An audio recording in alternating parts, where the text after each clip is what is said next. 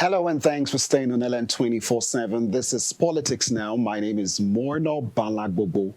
Let's begin the show by telling you that Akpabio, President Bola Ahmed Tinubu, Buhari, and others are set to attend the APC NEC meeting on Wednesday. The ruling All Progressive Congress has called for the long-awaited meetings of the National Caucus and National Executive Committee, which were postponed last year. The meetings will be held on Tuesday and Wednesday, respectively. It was earlier scheduled for September 11th and 12th last year in Abuja. The two crucial sessions were called off without any reason. 5 months after it was called off, concerns were raised over when the ruling party would hold the NEC meeting.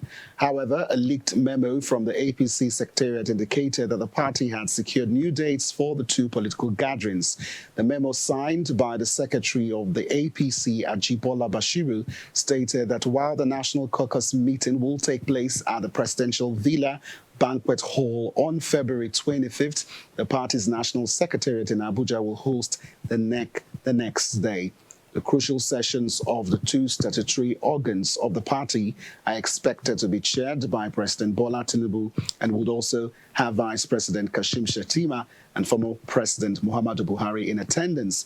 Also expected is the national chairman of the party, Dr. Abdullahi Ganduje, the current Senate President Godswill Akpabio, APC governors, former and serving speakers of the House of Representatives of the party, state party chairman, the National Working Committee, and other stakeholders. We will be at the APC Secretariat to monitor activities and give you updates right here on the show.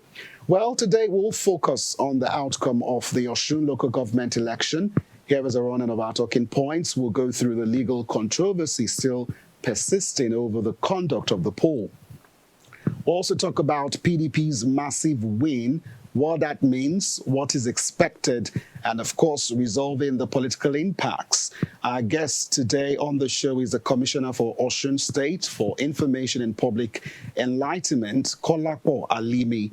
Also joining us on the show today is Felix Moka, the National Publicity Secretary for APC. He's also a human rights and pro-democracy lawyer, urban development specialist, founder of Social and Economic Rights Action Center, SERAC. And of course, today on the show, we'll also focus on the lingering Benue Chief Judge Removal crisis. I mean, we've been following the story, but today we will cover it and get into the nitty-gritty of what is going on. So we'll talk about the alleged misappropriation of budgetary allocations. There's so many allegations against the Chief Justice of the state. We'll also look at the legality over the removal of the CJ. Can the House of Assembly remove him, or is it in conjunction with the NJC of the state? And also the suspension of 14 lawmakers who were not in favor of the removal of the CJ. Joining us today on the show is Barrister Tena Yaji, legal expert, and of course the MBA chairman, Makodi, and also Sam Agua, a public affairs analyst and agripreneur, convener of Benue Open Governance Society, and of course, former advisor on NEPAD and international relations during Governor Soswan's administration. We'll take a quick breather. When we come back, we'll break it all down for you.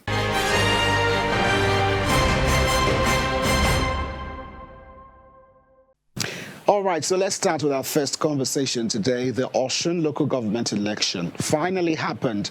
Well, on Saturday, the People's Democratic Party swept all 30 local government areas in electoral victory after tussle for the control of power at the local government level. Quite interesting, I must say. There's been so many reactions, but we'll try to take them as gradually as we can and just get into the nitty-gritty of what played out so far. Well, the newly elected chairman of the 30 local government council in Osun State have received their certificates of return. The PDP party chairman in Osun, Honorable Sunday BC, described the voters as the heroes of democracy. And like I said, so many reactions, but let's just start with that coming from Atiku Abubakar, the former candidate of the PDP presidential candidate at the last 2023 election. And he said that he actually commended the state governor, Demola, for going ahead to conduct the election.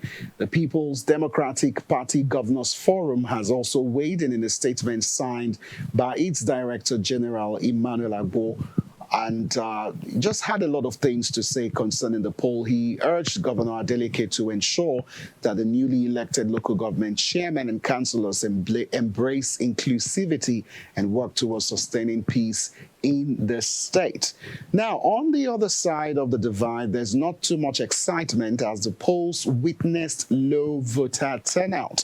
This is coming from the News Agency of Nigeria reporting that there was no presence of ad hoc staff of the state Independent Electoral Commission in some polling units, like in units 18, 19, and rather in some polling units. But however, election took place in units like polling 18, 19, 20, and Wode and Atoja D. That's their reporting. But of course, the reaction from the APC is also something we have to look at. We'll be speaking to Mr. Felix shortly, and he said that the breaking news reports of the purported swearing in of the newly elected local government officials by Governor Adeleke constitutes needless political provocation and a clear renewed threat to the peace and safety of lives in the state. He said Saturday's election conducted by the governor is nothing but a disgraceful sham, illegal, unconstitutional, and violently contemptuous of the valid and subsisting judgment of the Court of Appeal and of no effect whatsoever.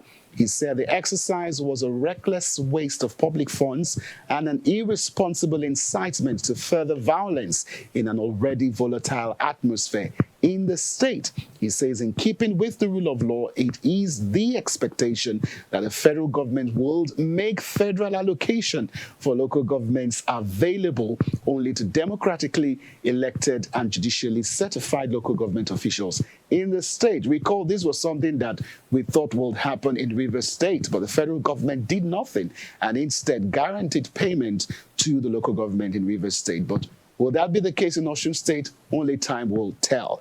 Now, let's remind you that in a broadcast, the governor said no judgment reinstates the sacked APC local government chairman in Osun State and urged the people of the state to come out to vote in the election. Now, let's move away from what he said. Let's also remind you that while ruling on the motion, the Osun High Court notice filed by the People's Democratic in a suit against the Osun Commission and Ashimo Abioye, that's the OSEC chairman, also directed law enforcement agencies to provide security during and after the local government election. Now, after the AGF and the police and the Labour Party and the APC's recommendation that this election should be cancelled or perhaps postponed, that's coming from the likes of the Labour Party. I mean, Osun's High Court on Friday held that vacancies existed in all the 30 local government areas in the state and mandated the Electoral Commission body of the state to go ahead with the election, and hence that was why the election held. But of course, as you know, they were not in support of this. That's the APC and, of course, some other political parties. Now, on Saturday, things got a little bit complicated.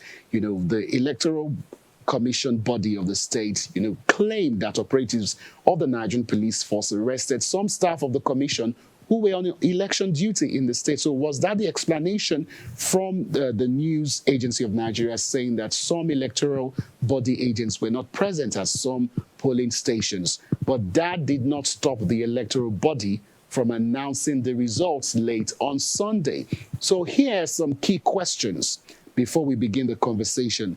Will the APC, the AGF, the Labour Party, push for the suspension of local government amidst the legal conundrum surrounding the newly elected local government officials? Plus, this tussle has seen the killings of individuals from both sides. Are they taking accountability that they need to be careful so that we don't lose any more lives in that state? Then what about peace? The governor has also said that the APC is making it pretty difficult for him to rule the state, alleging rather that the APC is using federal might and power to intimidate him. And the president has been called upon, of course, to intervene so that the state does not become ungovernable. Well, joining us right now on the show is Felix Morka, National Publicity Secretary for the APC. Thank you so much for being with us on the show. Thank you so much for having me. All right, so let me ask you your reaction to the PDP's assertion of your party using federal might. Now, this was a statement made by the governor of your state, Governor Makinde. What are your thoughts? All of the speakers on behalf of the PDP are just being mischievous. They're not being honest with themselves. They know what they're doing. They're simply making excuses for their very miserable failure to get their act together. Blaming APC has become fashionable for the opposition generally, and especially for the PDP. I mean, but the good news is that they are speaking to Nigerians. Nigerians are watching very closely. They're seeing almost the insane implosion, self-inflicted damage that they are suffering, hemorrhaging, not because APC is doing anything, to them, but because they simply have refused to be reasonable, to conduct themselves maturely. Now, you don't blame the ruling party just because we're the ruling party. Now there's none amongst them, from Atiku Abubakar to Makinde to, Governor Adeleke to anyone else who is on the side of the PDP, who has advanced one shred of evidence to show how APC is, in any way, shape, or form affecting them or doing anything intentional to, subvert the PDP. We're not doing that. They can't show anything because we're doing nothing. Rather, we're busy building our party. We're busy, solving our own challenges and busy convincing Nigerians that we are to be trusted. The president is busy tackling problems that generations of leaders failed to tackle, couldn't tackle, didn't have the political will to tackle. And the results are showing. We're seeing a lot of markers in a positive direction. And that is what is upsetting them. They know that come 2027, this president, by his job, he has finished his campaign. By the, force of his success as president, he has campaigned already. So that's their concern, that in 2027, they will have nothing to say about the APC and the leader of our party, Mr. President, because of the stellar job he's doing, reforming the economy, repositioning the economy for prosperity, and solving major challenges like security. You see, look, they can say all they want. Governor Adeleke knows that he is in breach of the Constitution of Nigeria. He is in contempt of the judgment of the Court of Appeal. He knows that. Because he's a governor doesn't mean you can throw yourself around, but every lawyer in this country is aware today that Governor Adeleke has seriously undermined the Constitution, the rule of law, and our democratic norms. You cannot have a subsisting order of court that is affirmative, that dismissed and struck out a case which was the basis of a judgment on which you based your decision to sack those local government officials. That judgment of the Federal High Court has been torn to pieces. It doesn't exist. It's as though it never existed. So why in the world would Governor Adeleke not respect that order of court? He respected the order of the Federal High Court that annulled the election of those officials, and he issued an executive order to sack them. But now a Court of Appeal judgment that is reinstating the same officials, he is choosing brazenly to ignore. That is unacceptable.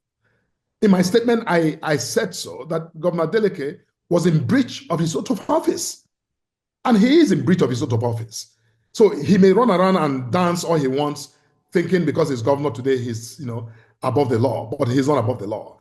The law, the long arms of the law will catch up with him at the appropriate time. So what is your party going to do to ensure that there is peace?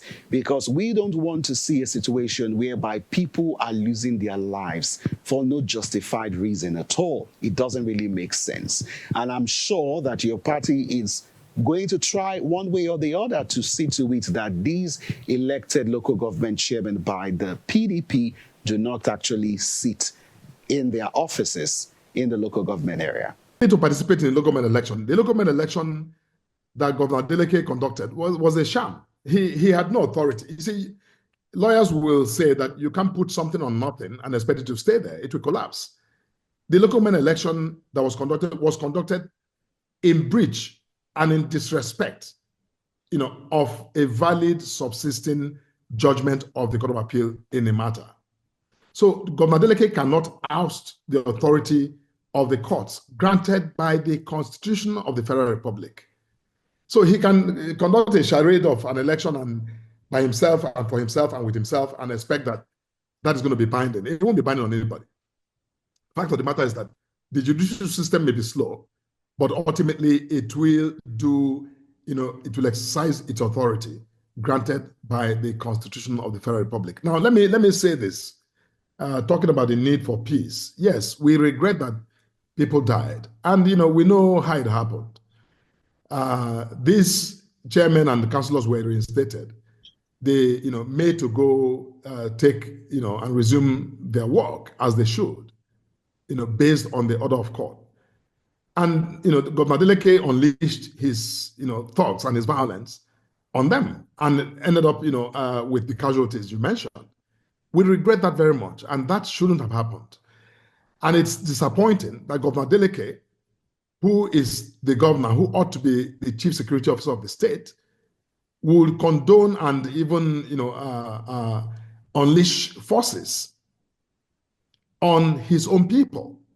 His duty to protect lives and property is not the duty to protect just the PDP and, their officials and their members alone.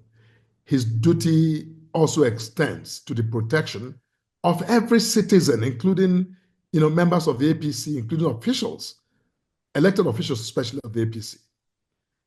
All right, Mr. Moka, let's move away from Osun State politics and focus on your party. Now, there are issues in the APC, just like the PDP and Labour Party, and we've covered all of the crises so far on the show. How is this NEC going to position the party to resolve some of these issues, especially looking at some of the comments made by the likes of Governor El-Rufai? Now, every political party, like any organization, will always have its own issues. And that's what I said earlier, that we are, very busy trying to, deal with our own challenges. We don't pretend about that. We have our own, but, the difference between us and the PDP is that we don't blame anybody and we, take steps, bold steps to solve our own internal, issues. Now, the reference you made to some of APC members or leaders who have had reason to have grievances and to express those opinions. We respect their opinions. We don't begrudge them for speaking their minds, and that's what we do. We're a progressive party. Any member of any APC at any level, people are free to speak freely, and when they do so, we listen. But unfortunately, the opinion of an individual cannot govern a political party. So whether it's El-Rufai or Rotimi Amechi or anyone else who has, publicly expressed their, concerns or dissatisfaction with, any aspect of the party's, operations, we have listened and we're listening. But, as you recognized, yes, tomorrow we have our national caucus meeting, which will lead us into the NEC meeting on Wednesday. And we're expecting those bodies, those statutory bodies, to consider and deliberate on, very serious matters of, governance in the party and policy issues as well, that will firm up some of the initiatives that we have introduced. Interesting, Mr. Moka, only time will tell. But I want you to comment about the book launched by IBB, former head of state of Nigeria, about the June 12th annulment. This is something that he has taken accountability for. But for some of us who monitor politics in the country, your political party prides itself as a progressive party. What about holding someone like IBB accountable for what he did? It took him almost 32 years to finally come out and tell the public that he takes full responsibility. So what about accountability? I'm not sure I understand the tenor of your question, but if you're asking how do Nigerians get justice arising from the annulment of June 12th election. Now, incidentally, I was a participant in that in the process. I was a frontline participant in the entire process and efforts in civil society to challenge and hold the military accountable at the time over that annulment. So I have my own personal perspectives and recollections of what transpired as an actor in that system. However, now there are two systems, two ways that I look at this. If you recall, some years ago, we set up the Oputa panel. The Oputa panel was a truth and reconciliation commission. It was supposed to be to tell the truth and the whole truth about a lot of national dilemmas and questions and experiences that Nigerians felt were needed some accounting and solving. Now, one way to look at the event you were referring to, the launch of the former president's autobiography, is to look at it in some sense as his own way of telling his truth. And in telling his truth, Nigerians are entitled to listen and to agree or disagree. And some have agreed, some have disagreed. Some have disagreed very vehemently and said, look, it's somewhat revisionist to come today to say, okay, the man won the election. Yeah, most Nigerians knew he won the election. So that's not really that revealing. But, that you're acknowledging it now and saying, yes, it happened. Some have argued about what should follow. What sort of what kind of national atonement should we have? What kind of conversation should we have going forward? But look, I'm not in my capacity as national spokesman of the party. That's not my remit, and I think that every Nigerian is entitled to hold their views and to express their views. A day will come when I will express my personal views, but I think that as far as my party is concerned, we're just worried about today, so that some of the mistakes of the past are not repeated in our present context. There's quite a lot I want to push back on, Mr. Moka, but I don't have enough time to do that. But let's come to the reality on ground. Let's talk about economic hardship. President Tinubu has prided himself several times by saying that there is no other way he could have executed some of his economic policies. So what do you say to Nigerians who are grappling with a lot of difficulty? Patience. Now, government is no different from all of us as individuals. We make plans. We, have plans for today, for tomorrow, and for next year. There's no magic wand by which any government anywhere in the world, turns everything from bad to, good overnight. It doesn't happen. You see, and I think that when we frame this question, let us also bear in mind that we are dealing with Nigerians. We are discussing, and Nigerians are listening. Nigerians are very reasonable people. They're rational people. They know how it works in their own personal lives. When you renovate your house, it doesn't take overnight. If you want to do a good job, sometimes it takes more than one night to get your house fixed, and transformed so that it looks good. So that when people come, after you're done, they come and say, wow, you did a fantastic job. It doesn't happen overnight. You make a mess first and then clean up. And when you finish, it becomes beautiful. Now, this president is on a mission. He has started. And I think that the result of the massive economic renovation that he's doing is, the results are beginning to show across sectors. As you know now, for more than nearly 4 consecutive quarters, we have enjoyed balance of payment surpluses. We have been exporting more than we're importing. That is a major, shift in our economic profile. Our foreign reserve is growing. We are producing, and consuming our own, oil products, petrol, fuel, diesel. The capacity is enlarging. We are managing our foreign exchange, regime more, with more discipline and with more focus. And the result is showing. Our farmers are doing far better today than they ever did because they're getting more value for their produce.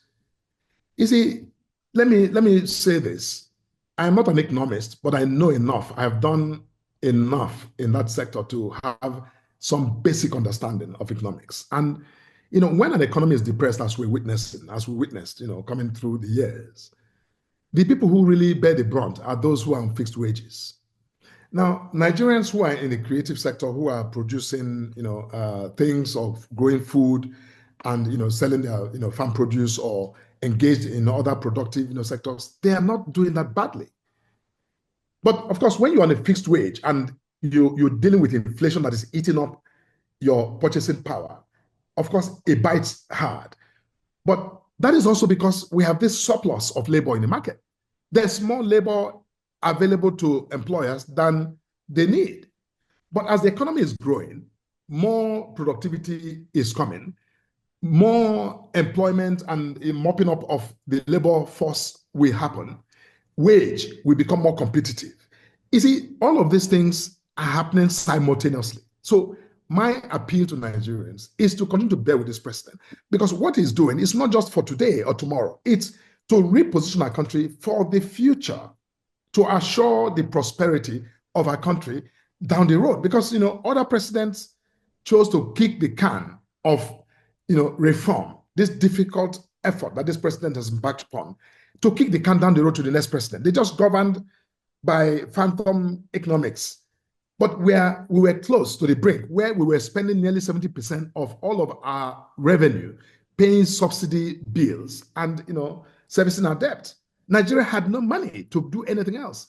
But now the ratio is beginning to shift. We're seeing that Nigeria, has more money, more resources available to it to tackle our national development, issues than we ever had. Mr. Moka, no doubt that the reality on ground doesn't really speak to some of the progress that you say has been made by this administration. But before we go, I would love to ask you, is the government willing to cut down the cost of governance? This is something that we're seeing even happen in a country like America, with President Trump, Elon Musk, and the DOGE agency established to cut down the cost of government.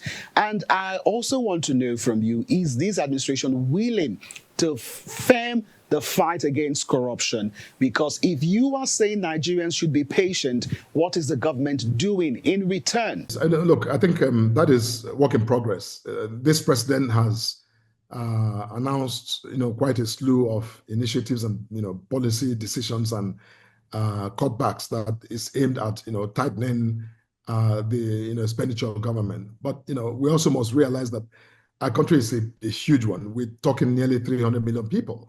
So the system to govern that country cannot be as lean as you would expect in a country of, 20 million people. So, but I think that what matters here is balance. As long as our productivity is rising and we are able to justify, growth by the input factors, whether it's in terms of capital or in terms of labor, at the end of the day, I think that, it's not about just numbers. It's about relative numbers.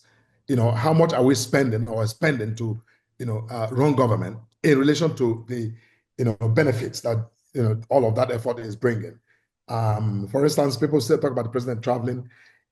We live in a competitive age. This is the global economy. You can't sit, on your throne and expect, investors to come from everywhere. No, the president is taking the case for Nigeria to the investors, around the world and make Nigeria a choice destination for foreign investment. That is what we need. We need that to, bolster the economy. We need that to grow. And we need that so that all of these things that we all deserve, and Nigerians, I am the first to say that Nigerians deserve so much more. And this government is working hard. Our party is supporting our president to, deliver the promise of renewed hope to all Nigerians and making life, easier and better for all, in a sustainable fashion, in a way that takes us into the future of prosperity. Our time is almost up. Thank you so much, Barrister Felix Morka, for being with us on the show. And I do hope that we can have you once again on the show to talk about your party and the state of the nation. Thank you for being with us. Thank you so much for having me. Okay, so we've heard from the APC. It will only be the right thing to actually also hear from the People's Democratic Party. And the last time on the show, we had the Honorable Commissioner for Information and Public Enlightenment join us. And I have word that he's actually connected to the conversation at this moment. Honorable Commissioner, once again, thank you for being with us on the show. Thank you for having me. So, we've been having a series of conversations with the National Publicity Secretary of the APC. And of course, you just heard from Barrister Ogusola, who is also a member of the APC in your state. What is your reactions to these comments from the APC, still on the legality of the local government chairman that has just been elected? They are talking about the rule of law and not the rule of force. It will be better. They are the one using rule of force instead of rule of law. We have stated it clearly and several times that there is no judgment that is stated there. And as I'm speaking now, there is a subsisting High Court judgment which said there are vacancy and we should go ahead with that election. If they are dissatisfied with that one, what the rule of law connotes is that they will go to the Court of Appeal and appeal the judgment.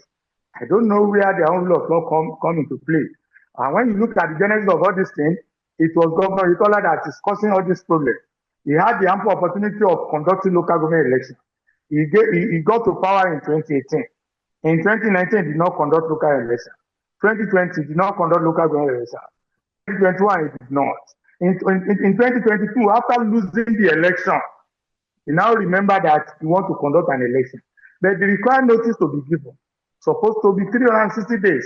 So instead of 360 days, he gave 60 days. That was the reason why all the political parties boycotted that election.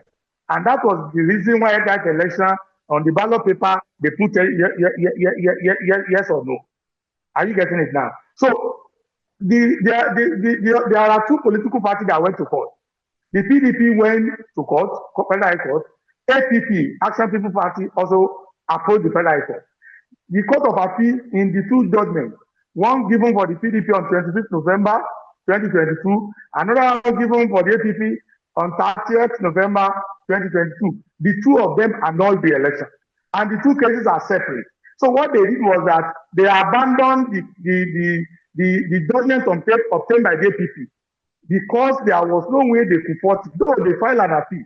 They filed appeal against the two judgments. You don't want to understand that one. APC filed appeal.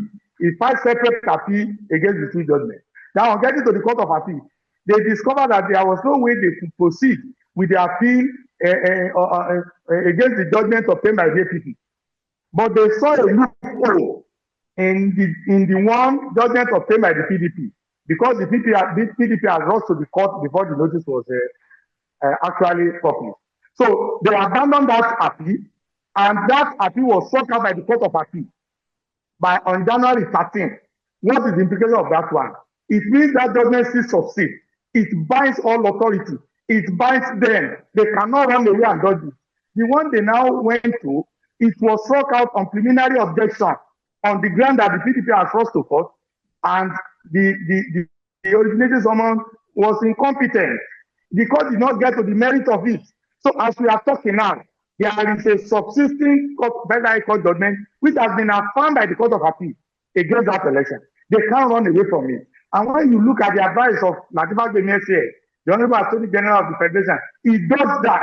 He only review the case, the Court of Appeal in respect of the judgment obtained by the PDP. Yes, it would have been correct. The position would have been correct.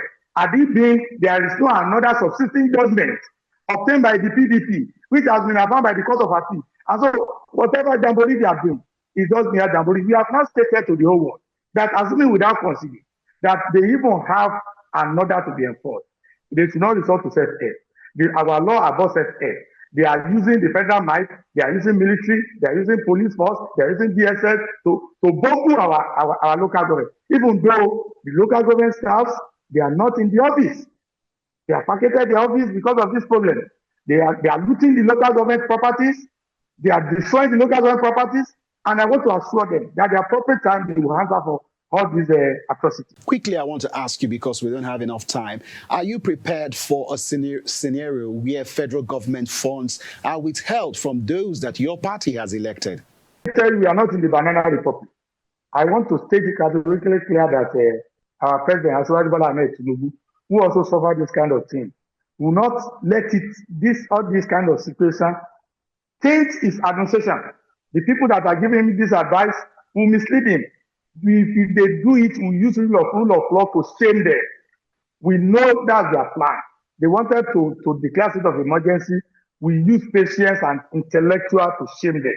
That's why our governor said nobody go to the local government, and we will continue to iron this issue based on the rule of law. If they go out with that one, the court is there to settle it, and at the end of the day, if the president will go that line, I believe he will forever be regretting it when he goes. Okay, thank you very much. It's been a pleasure having you with us, Commissioner.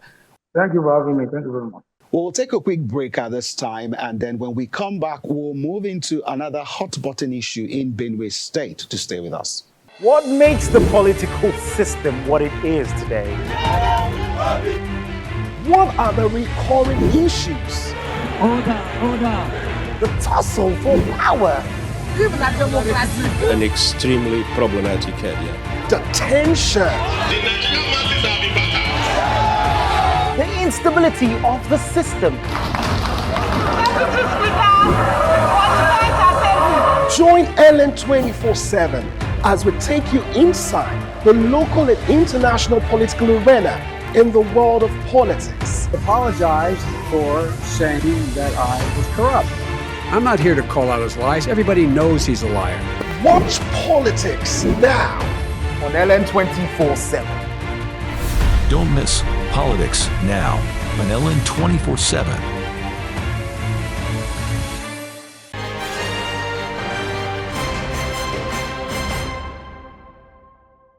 Many thanks for staying with us on Politics Now. We're moving away from Osun State now and going to Benue State, where there is a sort of tension surrounding the removal of the chief judge of the state. But he is not saying that he's been removed. There's just quite a lot to unpack. So let's start with our talking points. We're looking at alleged misappropriation of budgetary funds. We'll give you a rundown of some other allegations also. We're looking at the legality over the removal of the CJ and the suspension of 14 lawmakers in the state. Our guest today on the program is Barrister Tena Yaji, a legal expert, and MBA chairman, Makurdi chapter, and also Sam Agua, public affairs analyst, convener of Benue Open Governance and Society. He will be speaking with us quickly. But first, let's bring you up to speed if you've not been following what is going on in Benue State. Now, tension is heating in the Benue State over the removal of the Chief Justice. Now, the Senate had urged the National Judicial Council to resolve the purported removal of the Chief Judge, Justice Maurice Ikangbese, in line with constitutional provisions. It also urged its Committee on Judiciary and Human Rights to investigate the matter and report back in 2 weeks. This is being pushed by Senator Abba Moro from the PDP in Benue, who moved a motion on the matters of urgent national importance, saying the National Assembly had the responsibility of the highest law-making body in Nigeria to protect and preserve the Constitution of the Federal Republic of Nigeria. Now, according to him, he says it is the responsibility of the National Assembly to ensure compliance and prevent violations while ensuring that the Constitution remains the supreme law of the land. But the House of Assembly insists that the Justice Ikangbese was validly removed. Majority Leader Tisia told reporters that the House exercises powers under Section 292(1)(a)(2) of the 1999 Constitution, saying under the section, a Chief Judge Grand Kadi or president of a customary court of appeal of a state can be removed by the governor acting on address supported by 2/3 majority of the House of Assembly, praying that the person be so removed for his inability to discharge functions of his office or appointment arising from infirmity of mind or body, or of misconduct or contravention of the Code of Conduct. Now, do recall that the members of the State House of Assembly on Tuesday approved the immediate removal of the Chief Judge. That's last week, over allegations of misappropriation of funds after 23 out of the 31 members voted for his removal. This decision followed a letter that was sent by the state governor, Reverend Father Hyacinth Talia, which was read on the floor of the House by the majority leader, Tisia. Now, let's just take a look at some of the allegations. First, allegations against the CJ says misappropriation and mismanagement of budgetary allocation and finances of the Benue State Judiciary. Secondly, abuse of office by issuing a directive to overturn the Benue State electoral law duly passed by the Benue State House of Assembly and assented to by governor of the state.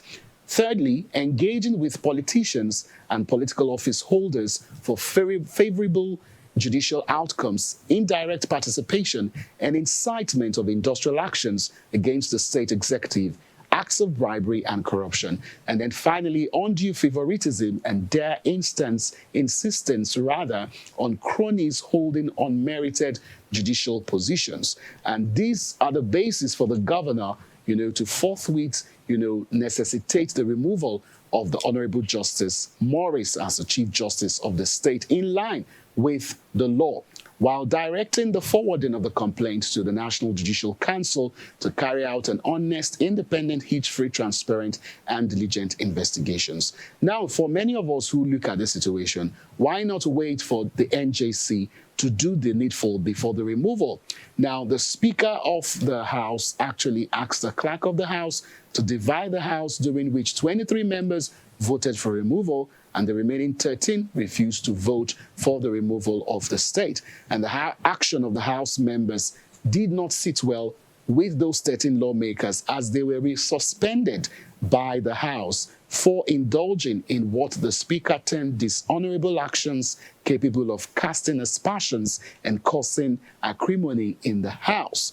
Meanwhile, the Nigerian Bar Association in Makurdi branch has completely rejected this removal or suspension of the chief judge. And they say it fails to meet the basic tenets of the rule of law, describing the actions of the lawmakers as gross violation of the doctrine of the separation of powers, the executive on one side and the judiciary on one side. We'll be speaking to the chairman of the NBA, Barrister Tene Iyaji, who made the position of the members known to journalists, and he's called on the Benue State House of Assembly to follow due process as honorable members in order not to undermine the judicial independence, as their actions has received wide condemnation so far. Also, meanwhile, the Benue State House of Assembly criticized the NBA and accused it of misrepresenting the action of the Assembly by inciting incorrect sections of the Nigerian Constitution.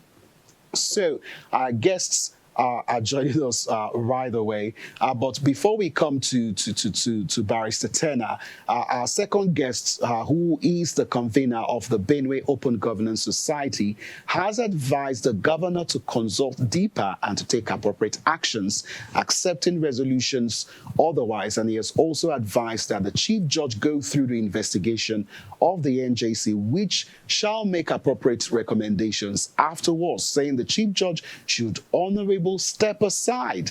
So he feels that's the right thing to do. But, well, the CJ made some remarks at the burial of one of his in-law for his removal, assuring the people that he is still the CJ, only that they are on his life while he was in his office. And he explained that he was asked to select a judge that will preside over local government election in their favor. When they refused, they decided to, go ahead with his removal. We have a sound bite. We'll just take a quick listen to what he said, and then we'll go right to our guest. So have a look. And his leadership enjoys full things. and has continually been performing in the affairs of the Benue State House of Assembly, affecting Rivers State House of Assembly, where PDP. So there you have it. Joining us right now on Politics Now is Barrister Tenor. Thank you so much, the chairman of the NBA in Makurdi. Thank you for being with us again. Thank you very much for having me. All right, so let's start with your assessment. You're the lawyer, so the supposed removal of the CJ, let's say the allegations are true. What is the process that the government is supposed to go about in ensuring that, the right thing is done, there is an investigation, there is an inquiry before a removal decision? Okay, first of all, if a petition is written against somebody, the rules of fair hearing dictate that that person should be given the right to be heard. Now, if a petition allegedly is written against the Chief Judge of Benue State, for example, and the House of Assembly is purporting to be acting under Section 282, Sub 1, A2 of the Constitution, then they should set up a committee to investigate those allegations. If those allegations are found to have been proved, then they'll send it to the relevant body, which is the governor, who will be able, on the recommendation of the NJC, who will be able to now act on that report. That has not been done. In this case, we found out that the House of Assembly woke up on this day and then moved the motion that there were reports against the Chief Judge of Benue State for misconduct, and that for setting aside or for misinterpreting a law which the House of Assembly had made. Therefore, he stands removed. And a directive was issued that the next in line be sworn in immediately. Subsequently, perhaps knowing that they did not have the power to do that, the resolutions that they made was a resolution recommending his removal to the governor of Benue State. Now, we have said that the actions that they took is wrong, because you cannot remove a judicial officer from office without the input of the NJC. The Constitution clearly states that. There's no ambiguity in that. And moreover, the Supreme Court has interpreted that particular provision of the Constitution and says that the NJC must be involved in the removal of a chief judge. That has not been done. Those are the procedures that they breached, and that has been our position that it was wrong. So I want you to talk to our viewers on the grounds that the House of Assembly has or is exercising to remove the CJ. Some of my colleagues and of course the House of Assembly are of the opinion that the Section 282, 292 that provides for removal, that subsection, that particular subsection does not mention the NJC. And some of my colleagues have said the removal of a judicial officer is distinct from the removal of a chief judge or a grand cadi, as the case may be. So because that particular section did not mention expressly that the NJC ought to be involved, they felt that they can do that based on recommendations, based on the petition, and then probably remove him or send for his removal to the state governor. However, Section 318 interprets who a judicial officer is. And a judicial officer there includes the chief judge, the grand cadi, and etc., etc. So you cannot divorce who a judicial officer simpliciter is and from who a chief judge is. They are one and the same person in accordance with the Constitution. Now, reading the Constitution as a whole, the body that is responsible for the discipline of judicial officers, including chief judges of states, is the NJC. So they were wrong to have read that particular section in isolation, because you cannot construe the provisions of the Constitution in isolation. And indeed, one of the canons of interpretation is that you sit down and look, what do the legislators intend? What was the intention of the legislator? And you can only get the the intention of the legislature, if you look at the Constitution holistically, they failed to do that, and they went into an error, believing that that subsection allows them to recommend for the removal of a chief judge without recourse to the NJT. Now, Barrister Turner, when you look at the allegations on directive overturning the Benue State electoral law and engaging with politicians for judicial positions, these are some of the allegations. What can you say about the political undertones at play here? I am not privy to any misgivings that the executive governor of Benue State may have with the present chief judge. Those are not for us in the public domain, and it is not fair for us to speculate that there are personal issues between the governor and the chief judge. So beyond that, we're saying that even if they have personal issues, they should confine themselves to those issues and not tamper with institutions of government, institutions that have been created by law. As at now, there's no reaction from the government house, there's no reaction from the governor. All we know is that the House of Assembly, which is a separate arm of government from the executive, have carried out certain this illegal act, and we have condemned it. No, so as NBA chairman, what is your advice on how things should be resolved? Some have called for the CJ to step down so that the courts can be reopened, because presently the high courts in the state are shut down. People can't get access to the judiciary in the state. Is that the way that he should go? The right thing ought to be done. It is not about the chief judge stepping aside or not. Let the right thing be done. The persons or the body responsible to ask the chief judge to step down is defined. If the NJC states that the chief judge stepped down pending investigations against you, so be it. He has no option than to obey. If we allow situations that whatever allegations are brought against heads of court or allegations are brought against persons, and you just ask them to step down simply because you have the capacity to make allegations, it will not be fair. It will not be good for us, the stability of the democracy that we so much work to preserve. So the right thing needs to be done. If they get to a point where the chief judge needs to step aside, he will be asked to step aside by the appropriate authority. For now, what we're saying is that whatever actions that have been taken against the chief judge is an illegality. It is null and void. So why do you ask somebody to step down for an illegality?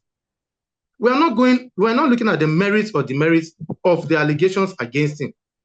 We're saying that the right procedure should be followed. Simple and short. Thank you so much, Barrister Turner, for your time with us. We'll have to let you go. Thank you so much. It's my pleasure.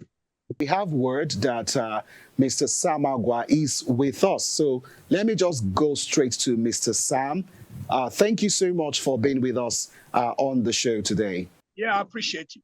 So let's start with your own interpretation of what the House of Assembly has done by removing the CJ. Well, you know, I am unlearned. I'm not a lawyer, but I've also interacted with the Constitution sufficiently. And in my unlearnedness, I can establish that the House of Assembly did not err. I remember I'm unlearned because there's express provision allowing a two-thirds majority to take that decision of recommending removal of a CJ. I'm also aware in the same constitution, the role of the NJC too, in terms of investigating.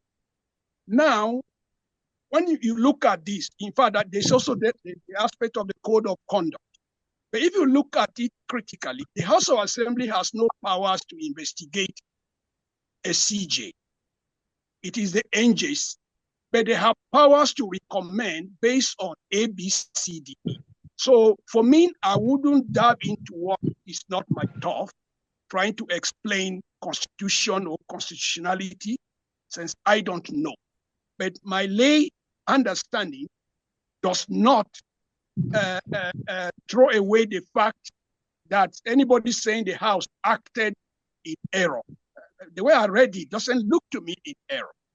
I'm also aware that a lot of argument has come forward that there have been Supreme Court proclamations in respect of before a CJ or a judicial officer is removed, it must go through the CJ. So I am here to simply say, even if there are errors,